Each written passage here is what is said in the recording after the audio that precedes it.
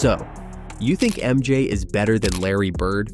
I don't blame you. It's the most undisputed popular opinion in basketball. But what if I told you that even though MJ has more rings than Larry, he had to wait for Larry Bird to retire to start winning championships? And an even more embarrassing feat is that he never was able to even win a series against Larry Bird, with a record of 6-0. When Jordan stepped onto the court against Bird for the first time, he wasn't just playing basketball. He was measuring himself against the gold standard. But you know what's wild? This rivalry didn't start in the NBA. It actually began during an exhibition game when Jordan was still in college. A moment so subtle, so unexpected, that you'd never guess it would shape the way Larry Bird viewed Michael Jordan, forcing himself to never let MJ beat him ever again. Most people don't know the true origins of this rivalry. Let's just say you're about to find out.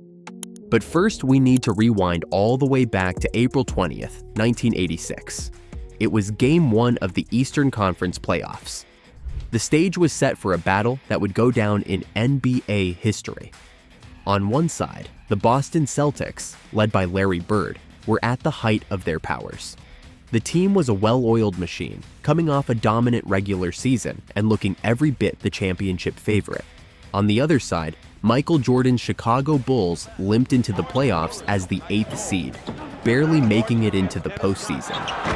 Yet all eyes were on Jordan, who had recently returned from a foot injury and was eager to prove he belonged on basketball's biggest stage. The game started like many expected, with the Celtics dictating the pace. Bird wasted no time showing why he was the reigning MVP, draining effortless mid-range jumpers, and orchestrating Boston's offense with precision. His court vision was unmatched, threading impossible passes and making every possession count. Meanwhile, Jordan was a one-man army. While his teammates struggled to keep up, MJ attacked relentlessly, gliding past defenders and hitting acrobatic layups. The numbers speak for themselves. Jordan dropped 49 points that night, a staggering performance for a player facing one of the greatest teams in history. But here's the thing, Bird wasn't fazed. He matched Jordan's intensity with a complete game, putting up 30 points, 8 assists, 6 rebounds, and 3 steals. Every time Jordan scored, Bird had an answer, whether it was a clutch shot or a perfectly timed assist. The Celtics won Game 1, 123-104, but the real story was the battle brewing between two generational talents. As Bird later said, "I've never seen anyone like Michael Jordan. He's the most exciting player in the league, but one player doesn't beat a team." Jordan walked off the court that night with the weight of the loss on his shoulders. But for Bird, it was a reminder that while the kid had talent, he still had a lot to learn about winning at the highest level. 2 days later, on April 22nd, the Chicago Bulls and Boston Celtics faced off again in Game 2. If Game 1 was a wake-up call for Jordan, Game 2 was his response.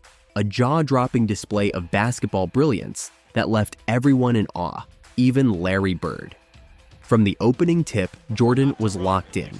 He attacked the Celtics' defense with relentless precision, gliding past double teams and nailing contested jumpers as if gravity didn't apply to him. By halftime, he had already racked up 23 points, and you could feel something historic brewing at the Boston Garden. The second half was pure magic. Jordan broke through every defensive scheme the Celtics threw at him. Danny Ainge, Dennis Johnson, Bill Walton. It didn't matter who guarded him. Jordan's fadeaways were automatic, his drives unstoppable, and his free throws perfect. Every possession felt like a highlight reel. By the end of regulation, Jordan had scored 49 points, matching his total from Game 1, but he wasn't done. In overtime, he continued to carry the Bulls on his back, hitting clutch shot after clutch shot, forcing a second overtime. With the crowd in a frenzy and both teams exhausted, Jordan kept attacking, as if willing the Bulls to victory through sheer force of talent. When the final buzzer sounded, Jordan had set a playoff record, 63 points in a single game, a record that still stands today. Even Larry Bird couldn't hold back his admiration. He famously said after the game, "That was God disguised as Michael Jordan." Jordan dropped 63 points, but still couldn't secure the win. The Celtics won 135 to 131, but the story wasn't their victory. It was Jordan's performance, a glimpse into the future of basketball. But here's the kicker. Even with Jordan's historic night, the Celtics still came out on top. Bird's leadership and poise were the difference. While Jordan's teammates watched in awe, Bird rallied his squad, reminding them to stay disciplined and stick to their game plan. His all-around performance, 36 points, 12 rebounds, and 8 assists, kept the Celtics in control when it mattered most. Bird's ability to elevate his team contrasted sharply with Jordan's one-man show. As spectacular as Jordan was, the Celtics were a machine, with every player contributing to the win. It was a painful lesson for Jordan, one that would shape his approach in the years to come. Larry Bird and Michael Jordan's playoff battles weren't just games, they were chess matches on the court. From 1986 to 1987, Bird's Celtics swept Jordan's Bulls twice, cementing Bird's superiority in their head-to-head postseason record. But the numbers only tell part of the story. Bird didn't just win, he made sure Jordan knew who was in control. Game after game, Bird's defensive IQ was on full display. In pivotal moments, Bird would step up to directly guard Jordan, using his size, positioning, and anticipation to disrupt MJ's rhythm. Unlike most defenders who struggled to keep up with Jordan's athleticism, Bird relied on his mind, outthinking Jordan rather than trying to outmatch him physically. In the 1986 series, for example, Bird forced Jordan into contested mid-range jumpers while cutting off his driving lanes. On one possession, Bird baited Jordan into attacking the rim, only to rotate perfectly and swat the shot away, a rare sight against MJ. Bird's defensive instincts weren't flashy, but they were devastatingly effective. But Bird's dominance wasn't limited to defense. His offensive genius shone brightest in these matchups. In Game 3 of the 1986 series, with the Bulls desperately trying to avoid a sweep, Bird delivered a masterclass.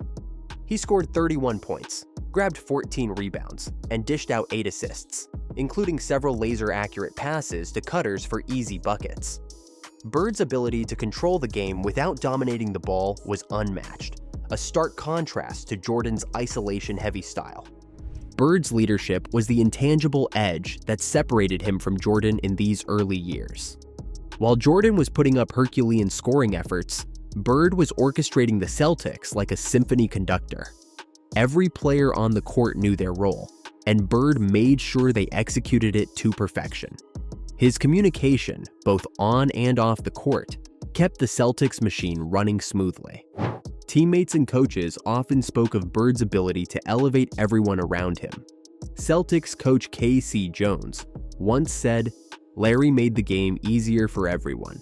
He saw plays develop before they even happened." This wasn't just leadership, it was a basketball mind operating on a different level. For Jordan, these losses were lessons.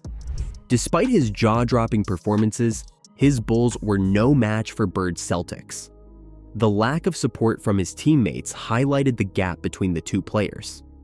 While Bird thrived as a leader and team player, Jordan was still learning how to translate his individual greatness into collective success. By the end of their playoff meetings, the scoreboard told the story. Celtics 6, Bulls 0. For Bird, these victories weren't just about advancing to the next round. They were about reinforcing his status as the NBA's true king. Larry Bird versus Michael Jordan wasn't just a rivalry. It was a masterclass in basketball's evolution. For Bird, it didn't matter whether Jordan was a rookie, a blossoming superstar, or a fully developed legend with help from Scottie Pippen. Bird always found a way to win. Take the regular season game in 1991, one of their final matchups. By this time, Jordan had reached the peak of his powers. He was no longer the lone warrior of his early years. He had Scottie Pippen by his side, forming one of the greatest duos in NBA history. Bird, on the other hand, was nearing the end of his career, plagued by severe back pain and injuries that had robbed him of his athleticism. Yet, when the game was on the line, Bird did what he always did. He delivered. With the score tied and just seconds left on the clock, the Celtics called timeout. Everyone in the arena knew where the ball was going, and the Bulls responded by throwing their best defenders, Jordan and Pippen, at Bird. But it didn't matter. Bird calmly caught the inbound pass, dribbled to his spot, and hit a fadeaway jumper over the double team to seal the win. It was classic Larry Bird, clutch, confident, and unstoppable. This wasn't just a game-winning shot, it was a statement. Even as Jordan's Bulls were beginning their dynasty, Bird reminded everyone who had owned the league during the 1980s. The Bulls had the future, but Bird still controlled the present. But Bird's dominance over Jordan wasn't confined to their NBA matchups. Their rivalry began long before Jordan even entered the league. In 1984, a young Jordan joined a team of college players preparing for the Olympics. As part of their training, they faced a squad of NBA stars that included none other than Larry Bird. During the game, a loose ball rolled out of bounds, and Jordan went to retrieve it. Instead of handing it back, Bird kicked the ball over Jordan's head. A subtle but unmistakable show of disrespect. Jordan took that personally. He went on to dominate the game, leading the college team to a shocking 91-78 victory over the pros. It was a rare loss for Bird, and one he didn't forget. For the rest of their careers, Bird seemed to take every opportunity to remind Jordan who was in charge. Whether it was a playoff sweep or a regular season game winner, Bird consistently found ways to assert his superiority. Even as injuries took their toll on Bird, he refused to back down. By the late 1980s, he was battling painful back issues that often left him lying on the floor during timeouts to ease the discomfort. Yet, when it came time to face Jordan, Bird's competitive fire burned just as brightly.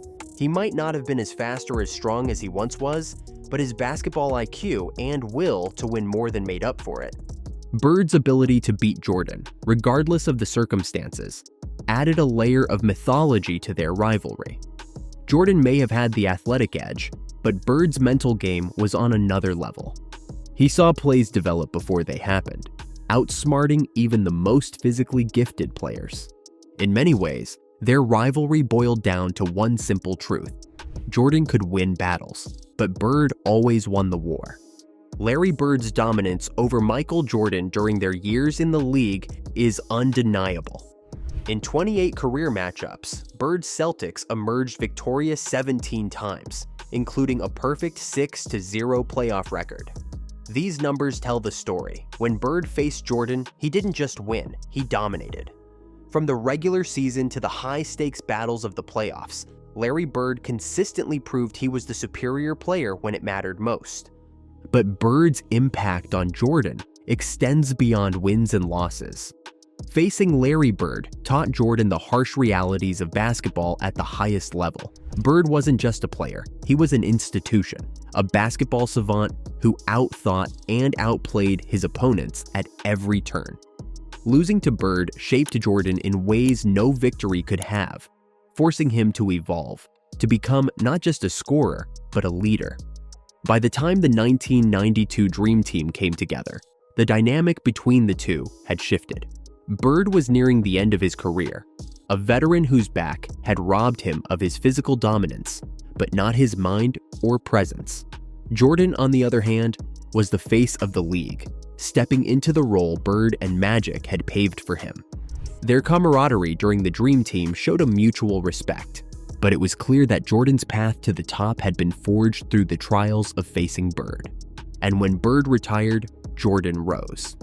It's no coincidence that after Bird left the game, Jordan never lost another finals.